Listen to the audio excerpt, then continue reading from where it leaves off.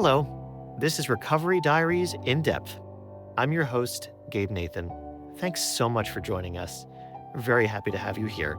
On Recovery Diaries in Depth today, we're going to be talking to Jerzy Jung. She's a singer, songwriter, pianist, and actor from New Jersey. Jerzy wrote an essay for our site in 2015 called Everything Will Kill You: Anxiety, Fear, and Shame on Stage. And we're going to be talking to Jerzy about anxiety, fear, and shame.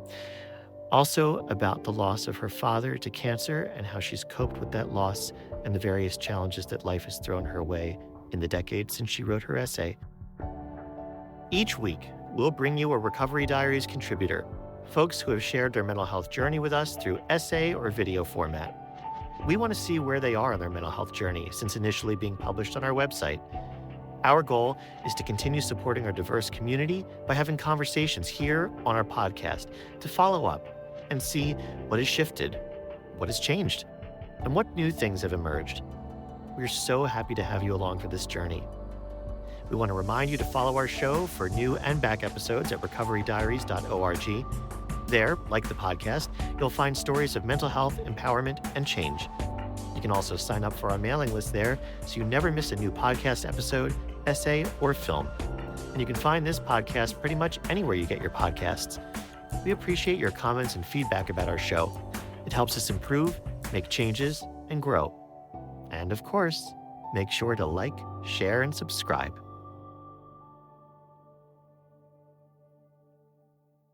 Jerzy, thank you so much for being here on Recovery Diaries in Depth. It is a joy to be sitting here talking to you.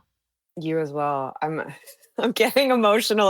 I'm so grateful that you reached out because this was, I don't know if I can imagine a more perfect combination of all my favorite things. So it was so special to get this call. Thank you. Oh, man. Well, I want to tell you, so when I first started working for Recovery Diaries, I was working at a locked inpatient psychiatric hospital during the day. And I would come home and I would edit essays at night. Like on a very, very part-time basis. I would be working with maybe 2 or 3 writers here and there.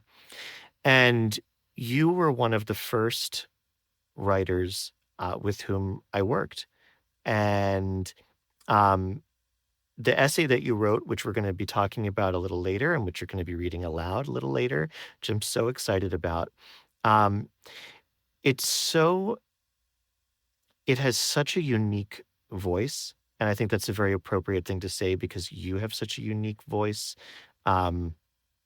singing voice, and the way that you compose lyrics, and the way that you express yourself.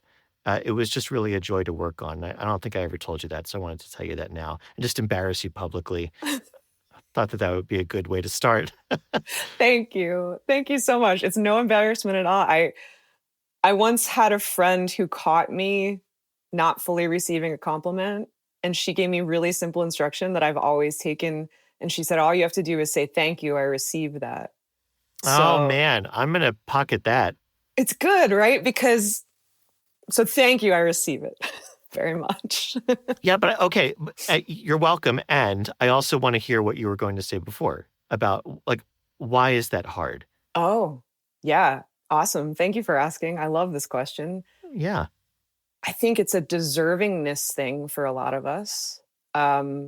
Someone gives us a really nice compliment and a piece of us says, that's not me. I'm not that good. And so a part of us is uncomfortable accepting the reality of us that's being presented. I also think we can often feel guilty receiving. Oh, this person's being so generous to me. I can't simply just have this, right? I have to give something back. I'm not enough. It's not safe for me to receive. But when we give somebody a really cool birthday present and we've worked really hard, no one wants someone then to take the gift and like throw it away like a hot potato. And so I think kind words are gifts in that way. And so what do you do when you get a gift? You don't say, oh, no, I don't want it. You look at it, you hold it, and you say, this is so lovely, thank you so much. I And received this. I received, so it was the best advice. And my boyfriend and I actually both can struggle to really believe, receive. And so we have a little bit where if I give him a nice compliment and I notice maybe he's not like fully taking it, I'll be like, where'd you just put that? And we both sort of point to our heart and we sort of mime, I put it right here. And I did hear it and I kept it. So Oh man. It's a wonderful practice, and it's a wonderful thing to be mindful of what we do with those compliments, what we do with those, because they are gifts. They are little gifts. And I wonder if there's also something to do with anxiety, that when we receive a compliment, it's like, oh, well, what if it's disingenuous?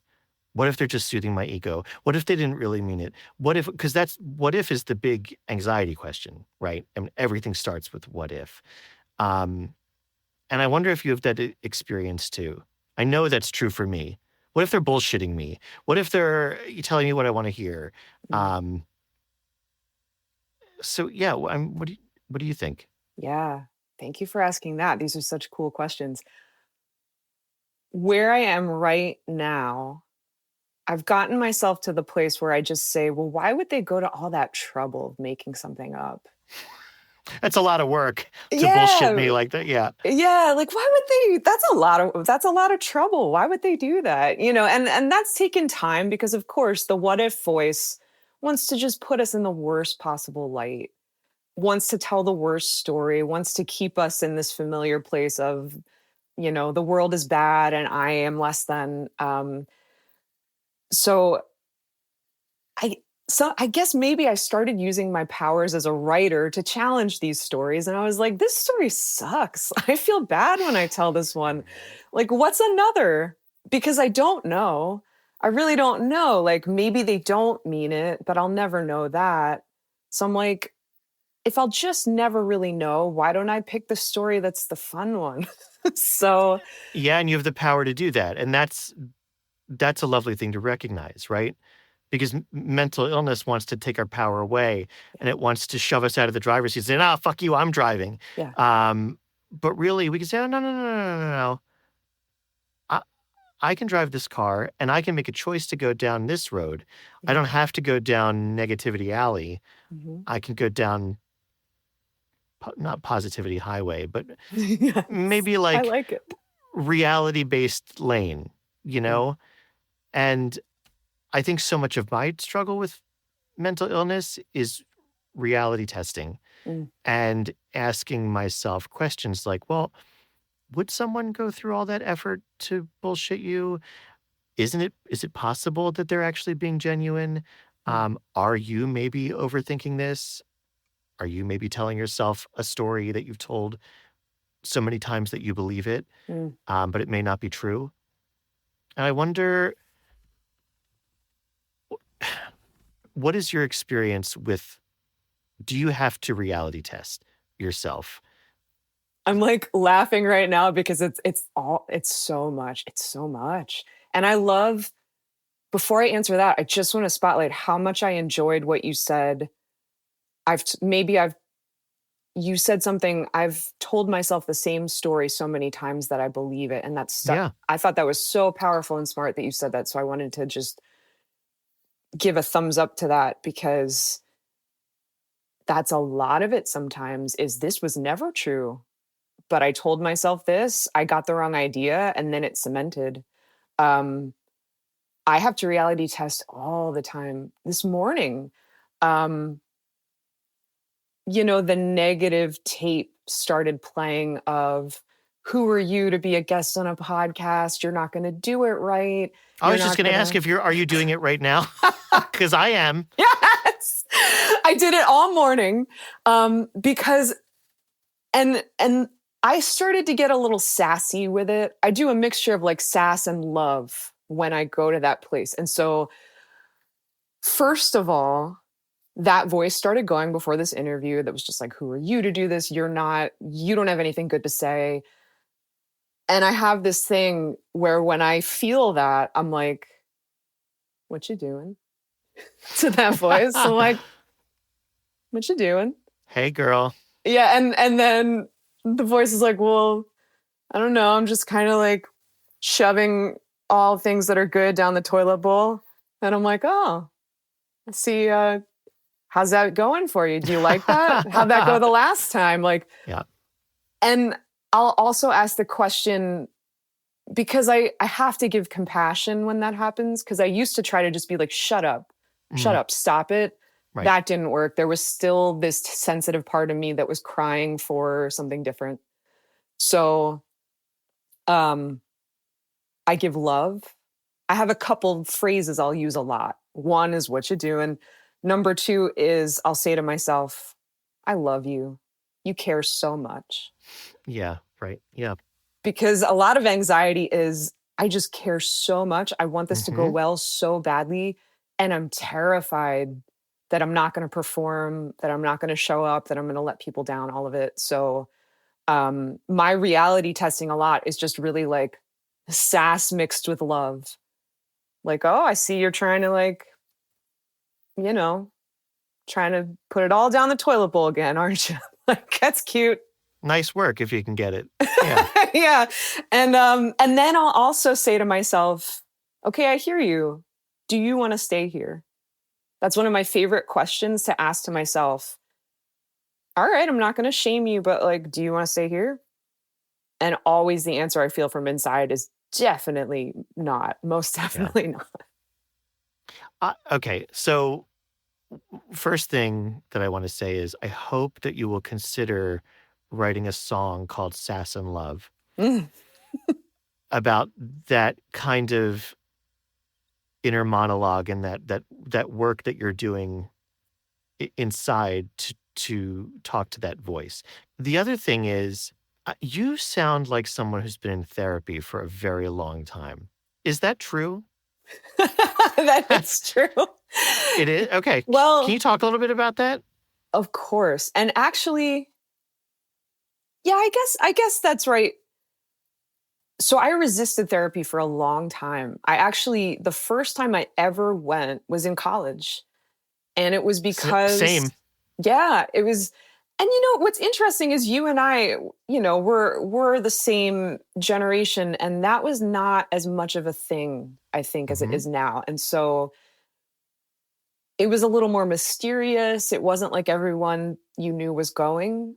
So I didn't know you were going. P.S. yeah, right. Yeah. And like now it's just part of it. And I love that it's part of it because I don't think there should ever be shame and shadow. Obviously people deserve their privacy, but I think it's cool that so many people are just like, yeah, this is part of my wellness plan. Or I can't talk now because I'm going to therapy in an hour. Can we schedule this? It's just part of the human experience. Yes. And it was not when we were in college, for sure. Yeah. So the first time I went was in college, and it was because a previous boyfriend encouraged me to go. And so that was the first, and I really enjoyed that. I think I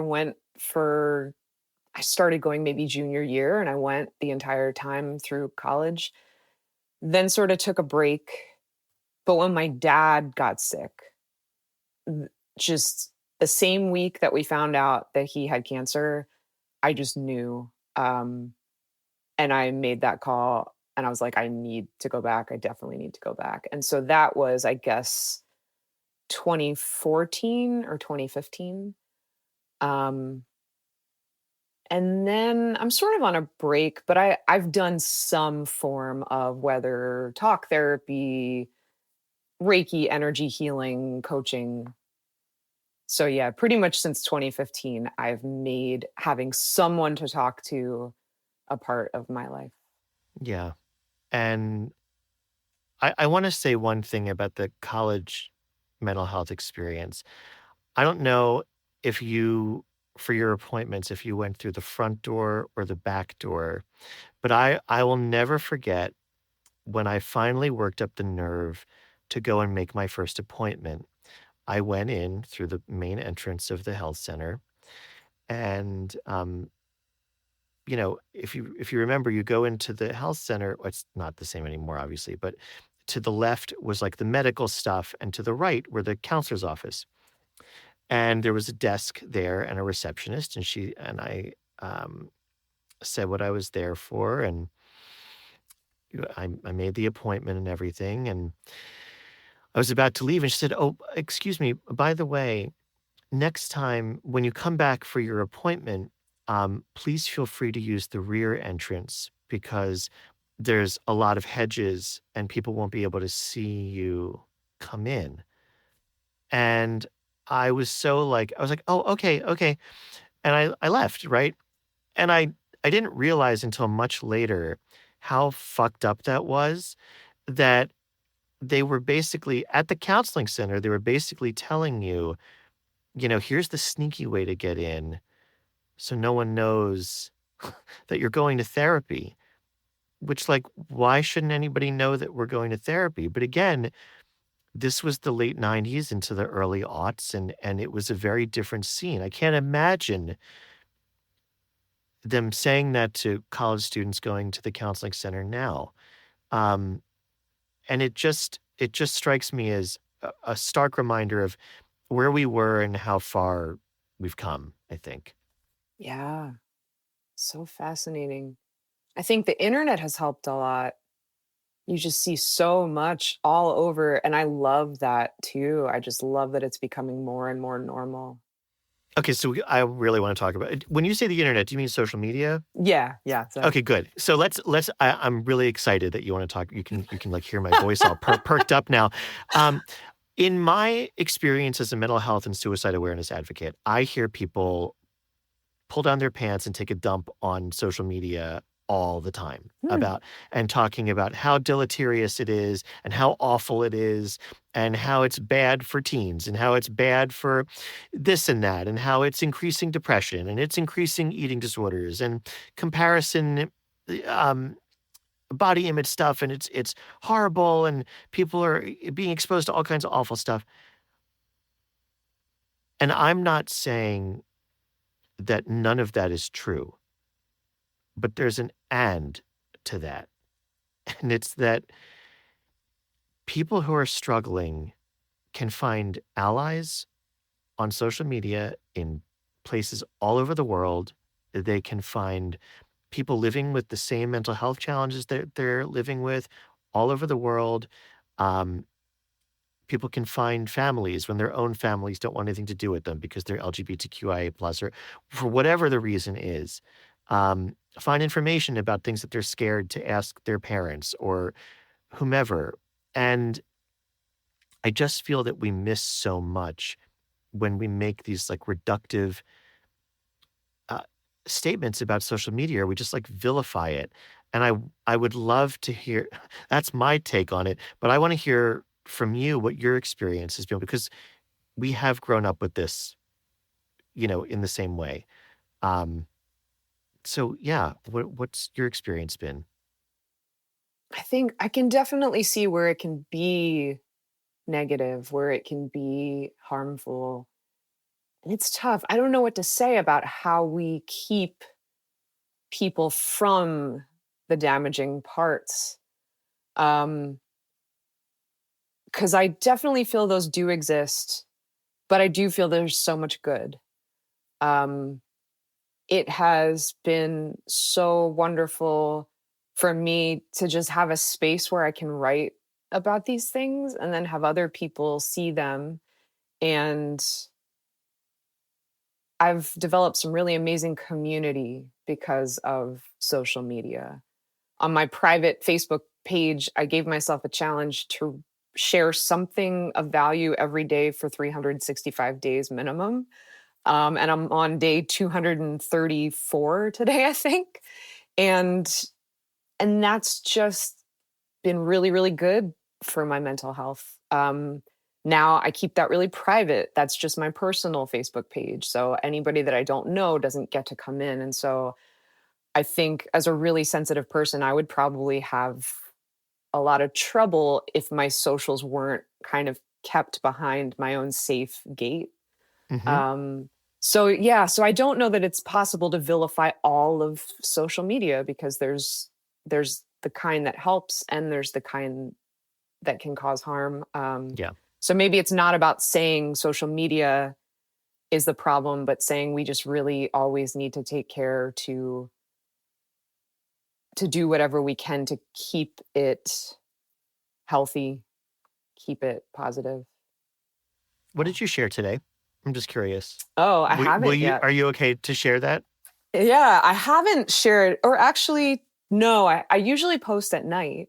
Okay. But last night I posted a piece about my boyfriend.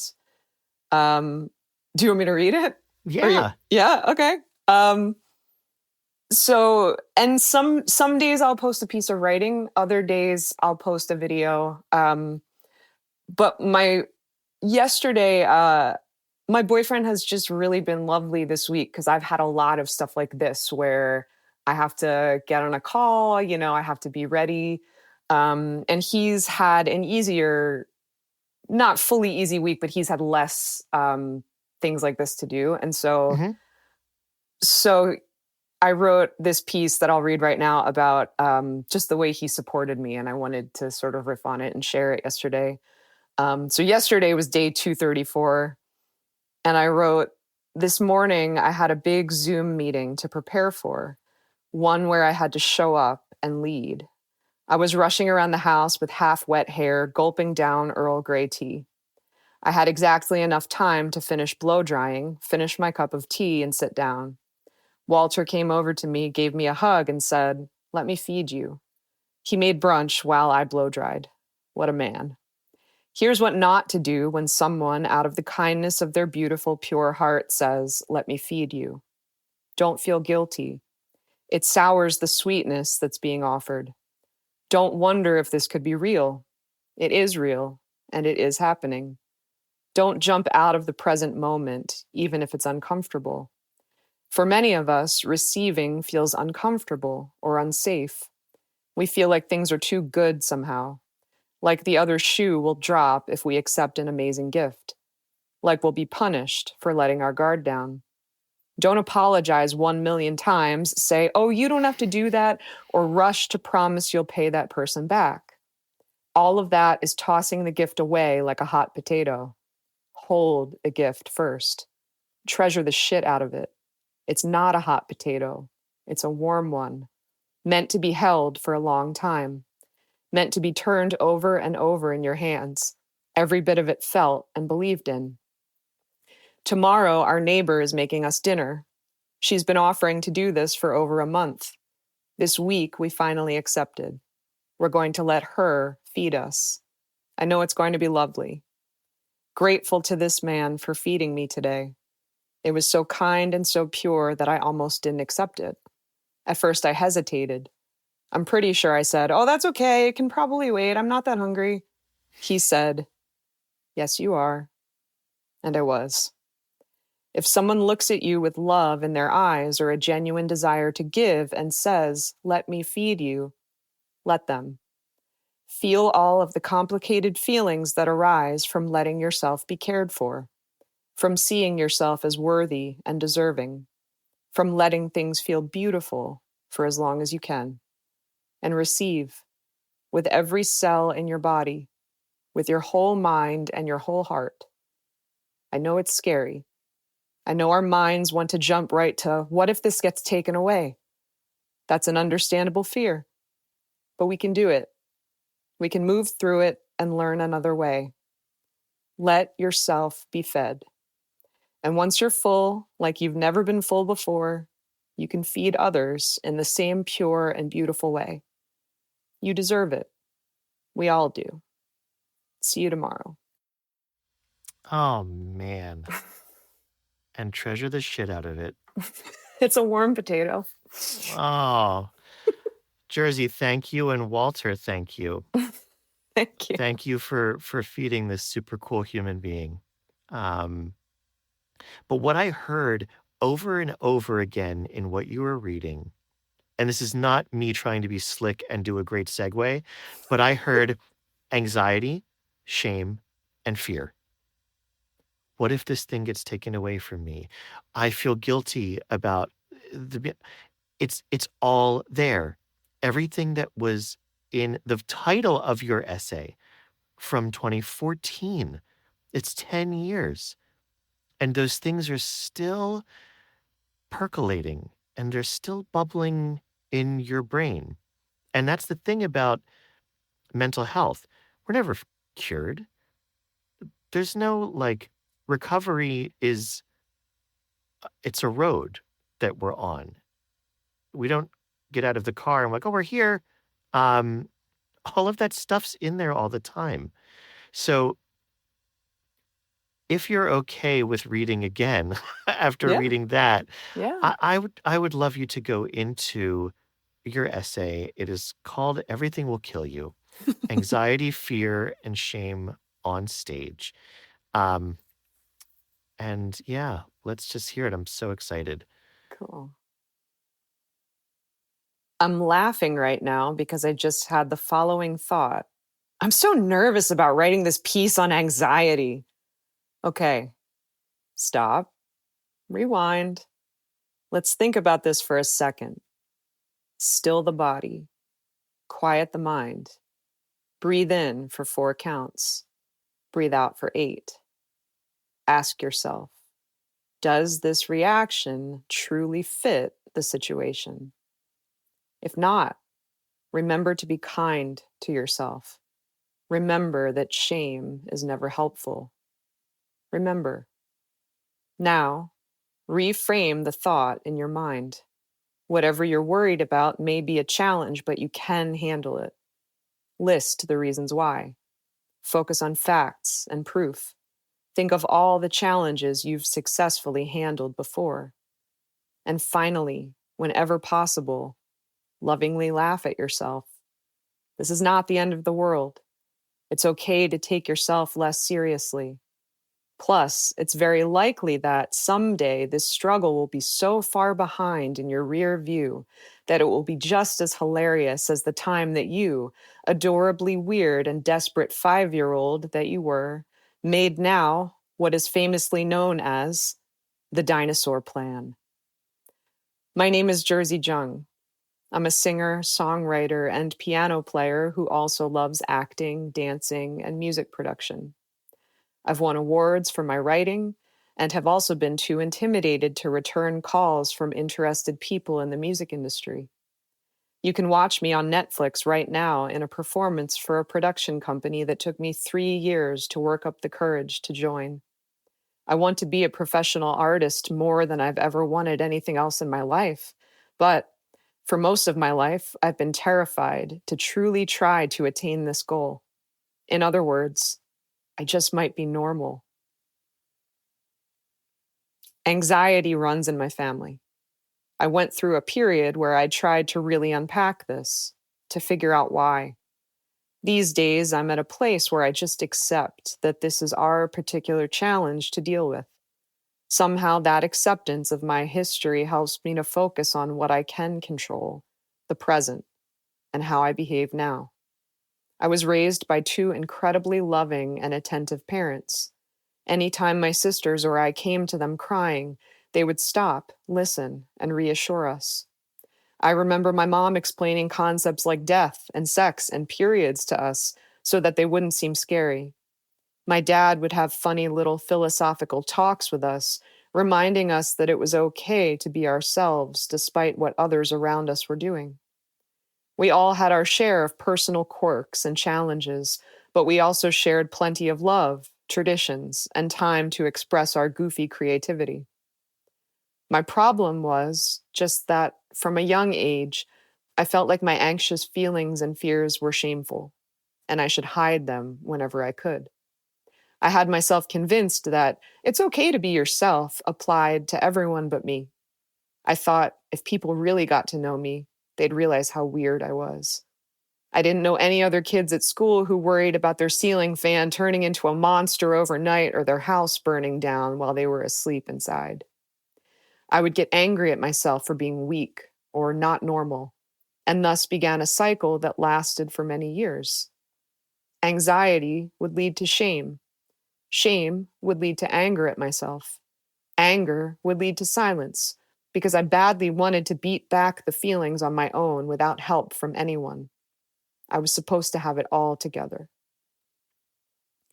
Recently, I told my mom the story of the dinosaur plan, and she said, "Why didn't you tell me? We could have sorted that out within 5 minutes." We had a good laugh over it because, like many of the obsessive fears that have taken root in my head over the years, in hindsight, it was pretty ridiculous. Shame, however, was the match that turned that situation into an uncontrollable fire. The setting: Mrs. Kennedy's kindergarten class, Stoy School, South Jersey. I'm 5 years old. Our teacher is introducing us to a group of ancient creatures called the dinosaurs. They were big, powerful, ferocious. Some ate just plants, but others ate other creatures. Oh. Once upon a time, the dinosaurs were in charge. They roamed the earth doing big and sometimes scary dinosaur things. They probably had bloody battles in the mud. Some of them could fly. They died a long time ago. After the dinosaur lesson, most of my friends took note of this information and then moved on with their regularly scheduled lives. They took naps on their brightly patterned towels. One lucky winner played the role of the nap fairy and tiptoed around the class, tapping heads to put people to sleep. They ate their lunches and traded apples for cookies. They hugged stuffed dolls and made up their own songs at playtime. I lay down on my towel and looked up at the classroom's ceiling, processing my personal takeaway from the lesson. Yes, the dinosaurs died, but Mrs. Kennedy never explicitly said that they weren't coming back. I did not nap that day. Why didn't I just ask if this was... Sorry. Why didn't I just ask if this... Sorry, I gotta go back. I'll go back a little bit. I lay down on my towel and looked up at the classroom ceiling, processing my personal takeaway from the lesson. Yes, the dinosaurs died, but Mrs. Kennedy never explicitly said that they weren't coming back. I did not nap that day. Why didn't I just ask if this was possible? Why didn't I tell someone that I needed help?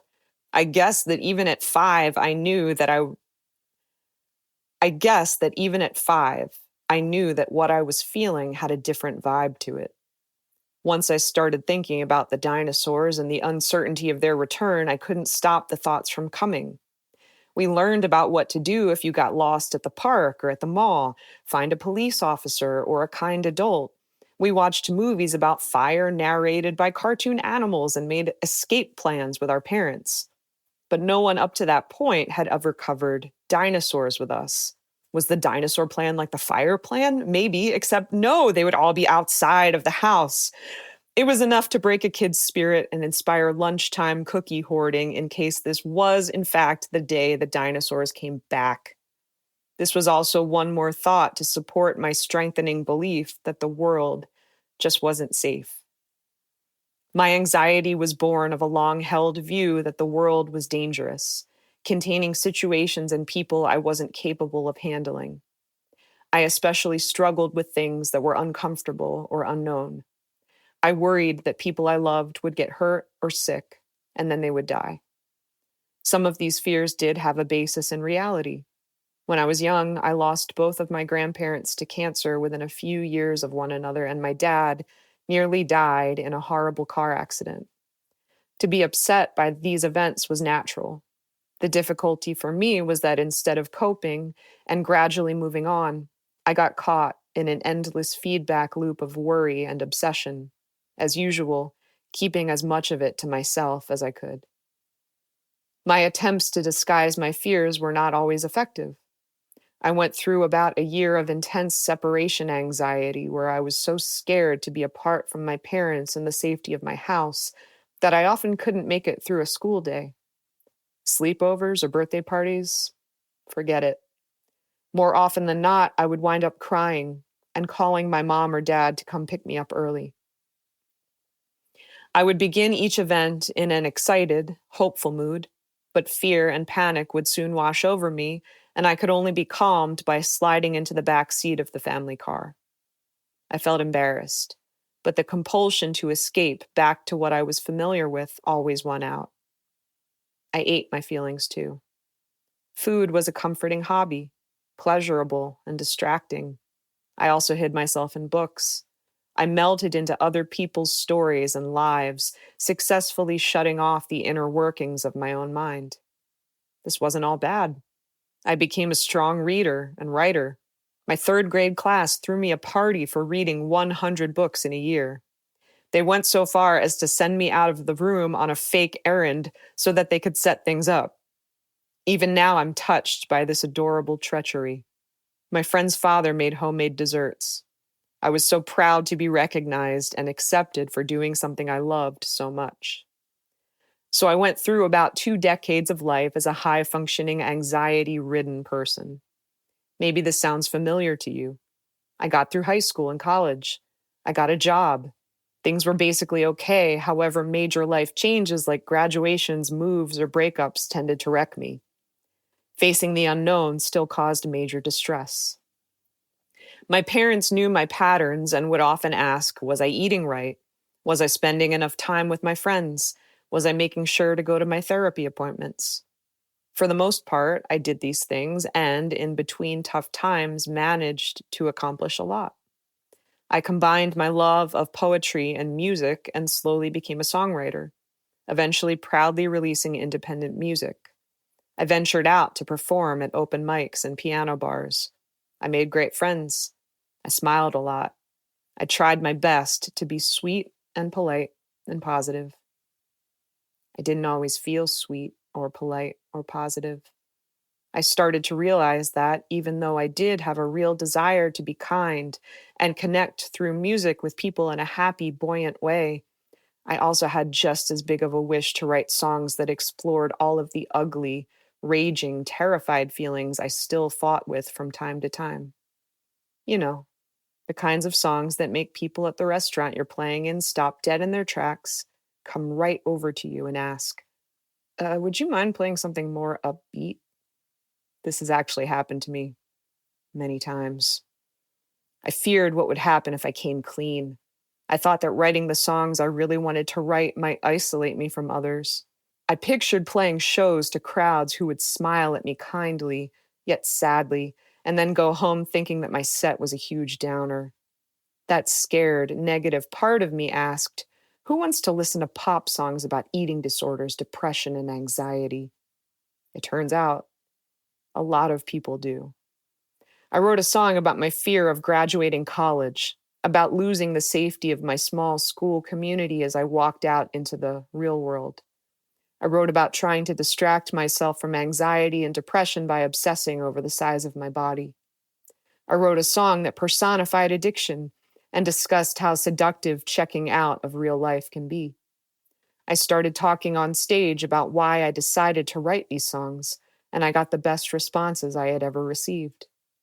People came up to me after shows to tell me their own stories, or to say they understood. A dance teacher choreographed a piece using one of the songs. A writer devoted an entire blog post to another. The sentiments that I thought would alienate me from others wound up connecting us instead. Then, in late 2014, I wrote a song called Everything Will Kill You.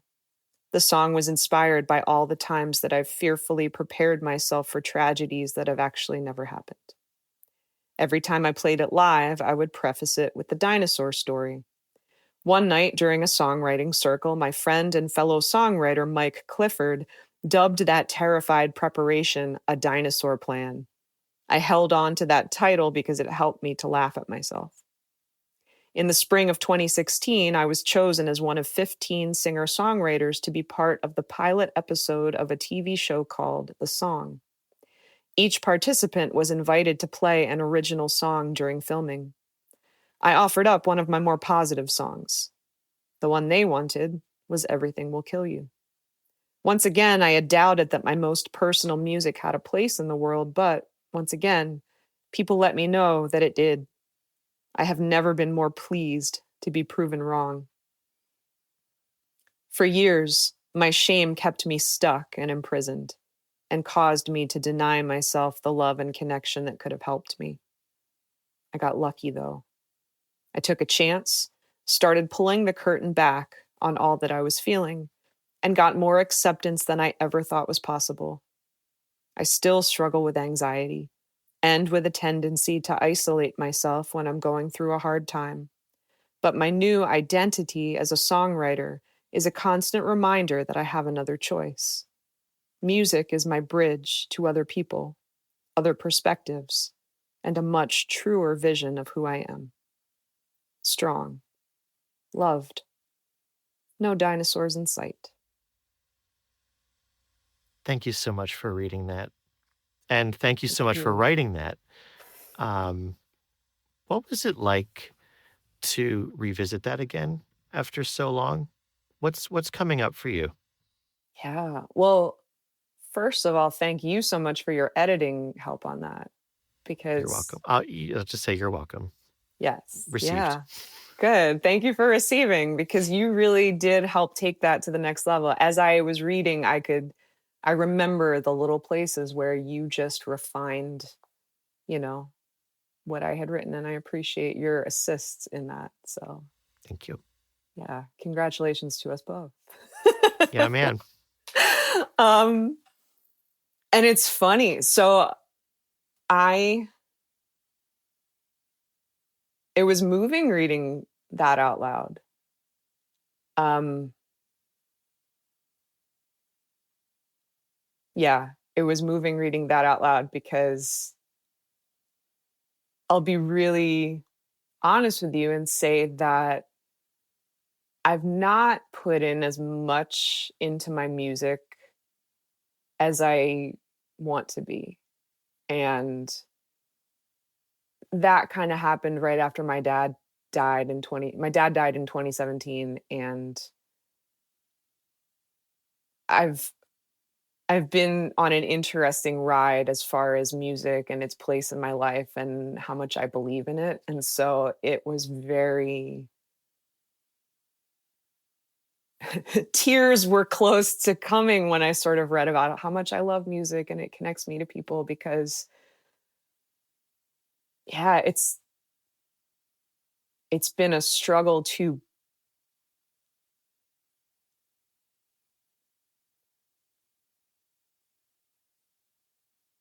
been a struggle to believe in myself as a musician, and that's not for lack of wonderful people in my life supporting me. Hmm. It's just about I love it so much, but there's so much unknown in it Yeah. that is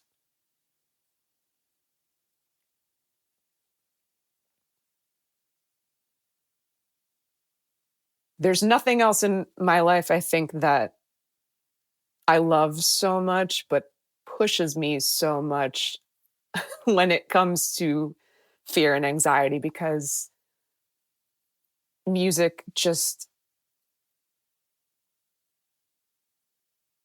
there's not really a roadmap for it. And so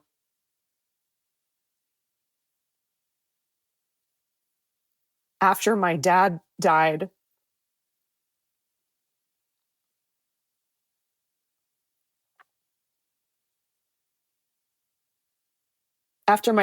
I really needed things to be predictable. Yep. And so much unpredictability came from watching him get sick. And then I was with him in the room when he passed. And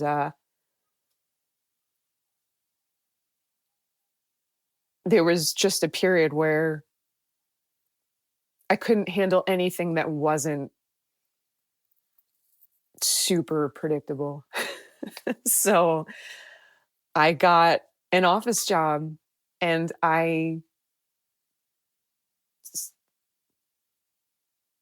took a break from really pouring into my music because I just felt too scared to do it. Yeah. Um, I didn't quit entirely, but I really did stop focusing on it the way that I had. And it's funny, it brings me to tears, and that's good, because when we get off this call, I'm going to sit with that and say, okay, like, all right, Jung, you're full of shit. Like, you're you're really like, like, you've been pretending that you don't love this as much as you do. And today Gabe Nathan helps you realize, like, you're kind of full of shit. Like, you love it, but Oh, you I think Jerzy Jung helped her realize that. And yeah. and look, let me tell you something, dude.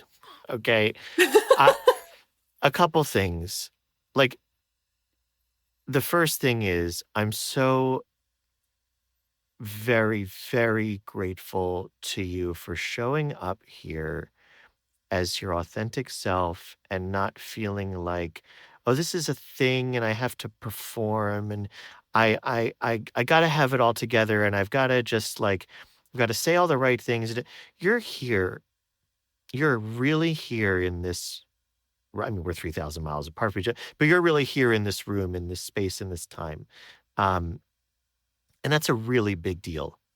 Um, and like that's what so much of mental health advocacy is about, in my view. It's about being here. It's about being here with someone while they're struggling. It's about allowing someone to be with you while you're struggling and not having to pretend or not having to like have all the answers. And I don't, I was sitting here watching you cry. Like it's audio for the listeners, but I can see you. And there's that impulse in me to be like, oh my God, when it's my turn, I better have the right things to say to her.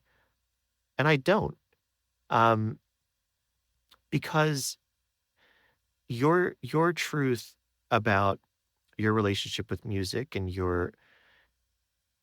that's yours. And it's not for me to be like, oh, Jerzy, that's not true.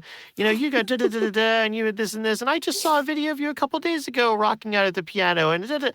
It's none of that matters. And also, no matter what I say, your father is still gone. I can't alter that reality. Um, what was going through my head was there's a Mark Twain quote for everything. And of course, there's a Mark Twain quote for loss. He lost a daughter to spinal meningitis. His daughter, Susie, I think she was 24 or 25. And he said, it's amazing that a man can endure a thunderclap like that and still live. And you have endured your own thunderclap and you're still living and you're still like getting out of bed and putting your clothes on and making coffee and doing the thing. And that's enough, I think. Um, and as far as you used the word quit, you said I didn't quit, um, but I did stop and I would love to just surgically excise the word quitting from the human lexicon entirely. I think, there have been times where I've gone like 6 years without writing, um, where I stopped doing plays in 2018. Um, and like, it's not about quitting. It's about life is going in this direction or that direction for whatever the reason is. And sometimes it's of our own volition, sometimes not. Sometimes there are external factors coming in, but like th- things are going to ebb and flow. And you strike me as a very like ebb and flow kind of person. Um, and I hope that part of your sitting with all of this after we talk is just reminding yourself of that ebb and flow and that some things are going to rise at certain times and other times recede and that's okay. I don't know. That's just what's rolling around in my head after listening to you. Thank you. And I just wanted to take a second and thank you for being such a warm presence. I the anxiety voice of course popped up and was like, "You're going to do a bad job." But every part of me was like, this is going to be a rad conversation because it's with Gabe Nathan. Like, so I need to just pause and offer you that praise because I think you hold such a beautiful space and it's just you. You're calm and peaceful and your presence is grounded and it's lovely to be here speaking with you. You should have seen me driving here today. You would have seen a very different presence. Yeah. And but I think that's important to bring up, right? Because we, like, our own experience of ourselves is like, ah. Yeah, yes. But I just want to thank you for, as much as we get in our own heads and we get down on ourselves, I just really appreciate you. Thank you. And I you. Yeah. The last question that I have for you is, it's hard because you wrote in your essay, my anxiety was born of a long-held view that the world was dangerous, containing situations and people I wasn't capable of handling. And, not too long after you wrote this essay, you had to handle your father passing away. You had to have those fears confirmed. This world is a dangerous place. And there are situations that are going to be incredibly difficult to handle. I don't even know if one handles death. I mean, it just happens. And we're all like, what, but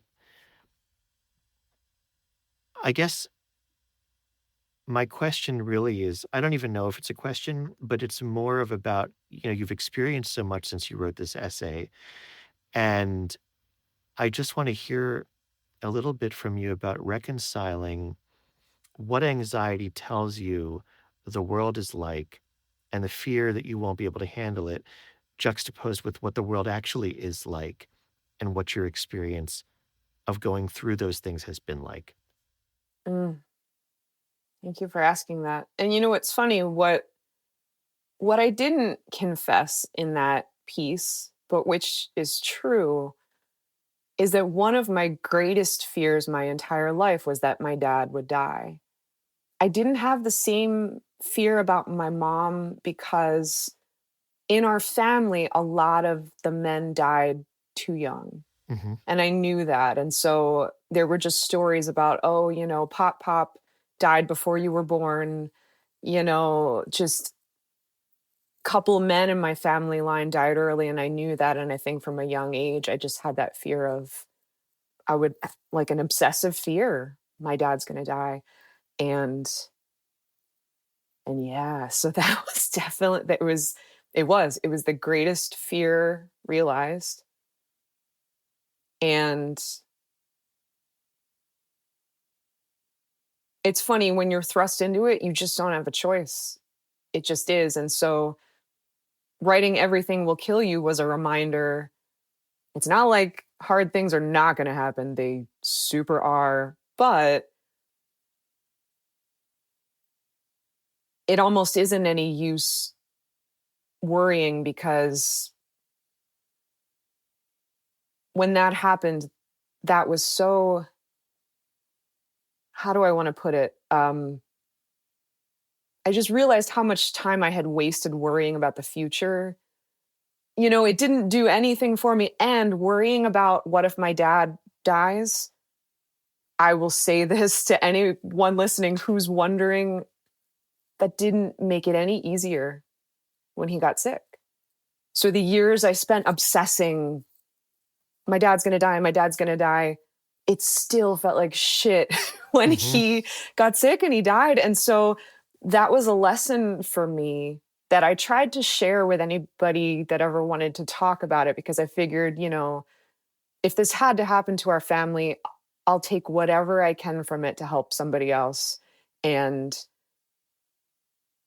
yeah, I will say, as an anxious kid who worried my whole life, that worry still didn't give me anything when he actually got sick. I still had to feel every feeling associated with seeing him go through treatment and holding his hand across the table at lunch one day while he's crying because he can't stop thinking about how his diagnosis is terminal, and being in the room with him when he passed. It still hurt. So I think sometimes some of these worries, when we have issues with anxiety, like some of them we can't control. Like there were many times where you could have said to me, "Can you stop?" And I would have told you, "No, I can't stop. I actually am unable. I'm caught in this loop. I can't stop." Right. With many years and with getting tools and with practice now, on most days I can stop. And yeah, I would say these days, I just remind myself of that. You worried for so many years and it didn't make it not hurt. So you were trying to protect yourself from future hurt by suffering today, and it didn't work. And my gosh, what a big amount of lack of control that goes along with loving somebody.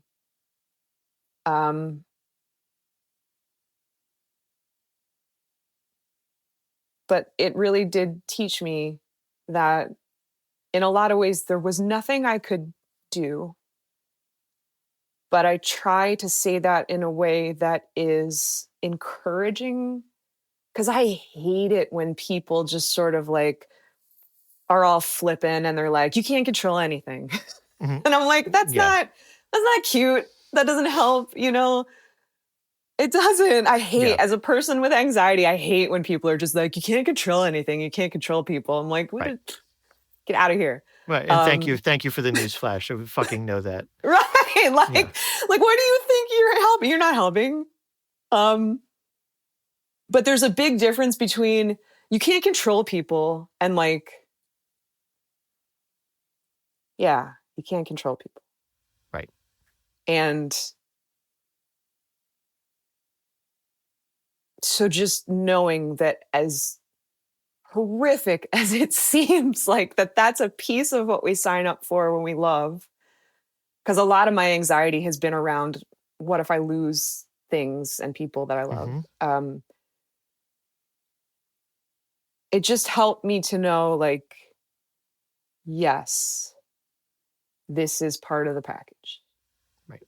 Yes, it is. And this is a shitty part of the package, but it doesn't make the beautiful stuff not worth it. And you can do it.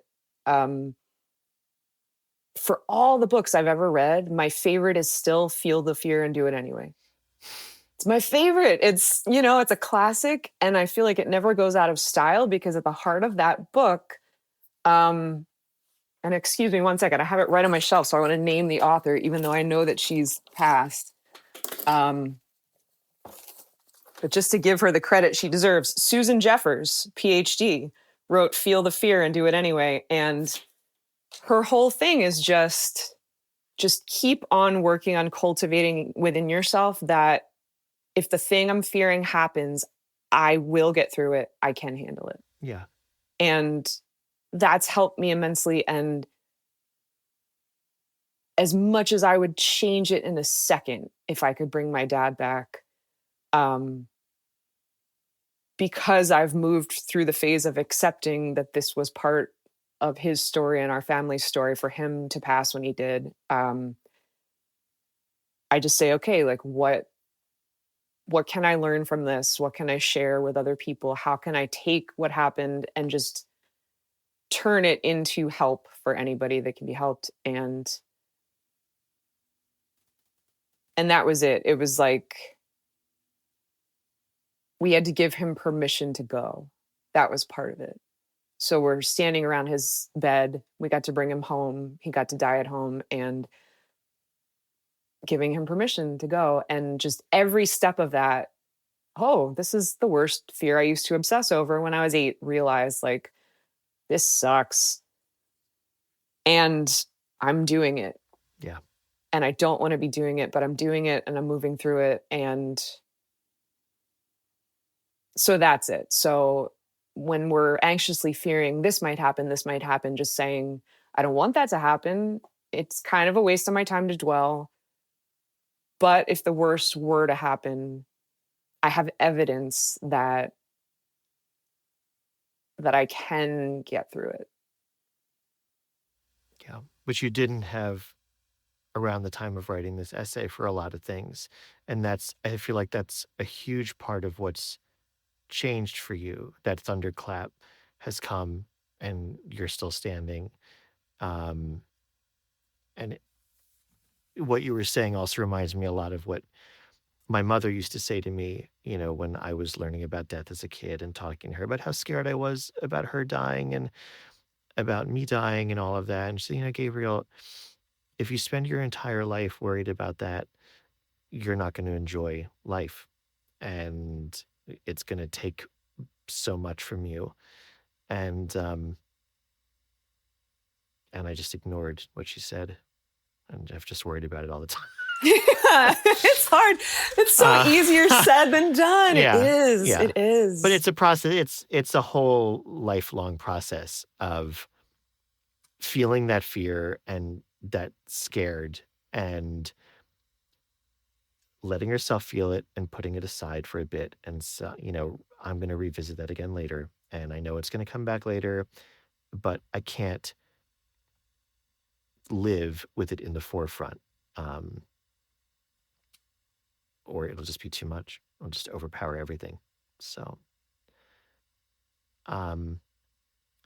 well, before we say farewell, I would love you to sing us out, if you wouldn't mind, with the song "Everything Will Kill You." It's a favorite of mine. Thank you so much. Yes.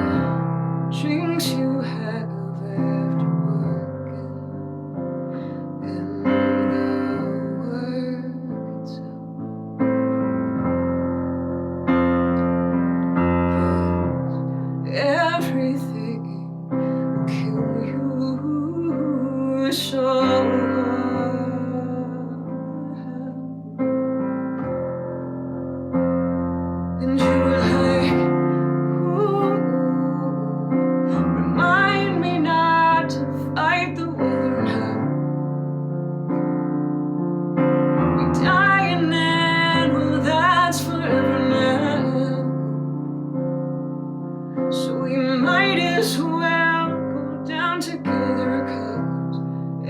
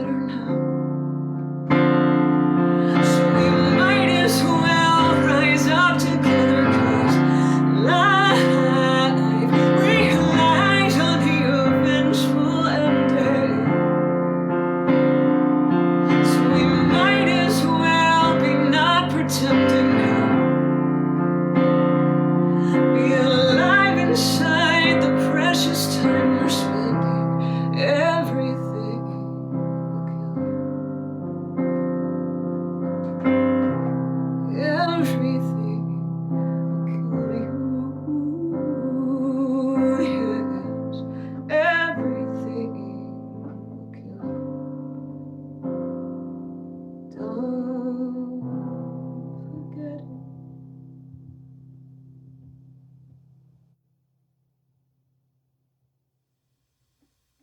God damn.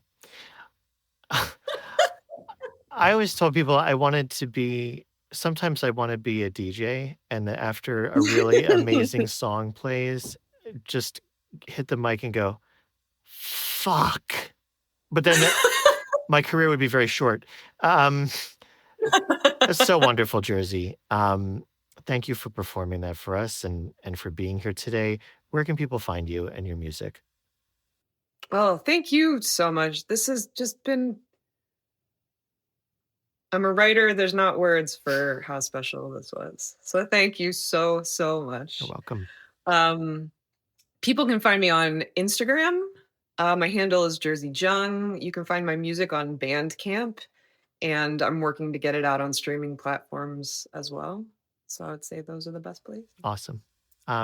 Thank you so much, and be well. Let's do this again sometime. Thank you so much. Thank you again for joining us in conversation today. It's beautiful to see the progression of our contributors. Very special thank you to Jerzy Jung, singer, songwriter, pianist, and actor from New Jersey, now living in LA. What a voice, what a heart, what a human being. So grateful to her for sharing her time, her talent, and her empathy with us here today on Recovery Diaries in Depth. Before we leave you, we want to remind you to check out our website, recoverydiaries.org. There, like this podcast, you'll find additional stories, videos, and content about mental health, empowerment, and change. We look forward to continuing to grow our community. Thank you so much for being a part of it. We wouldn't be here without you. Be sure to join our mailing list so you never miss a podcast episode, essay, or film. I'm Gabe Nathan. Until next time, take good care.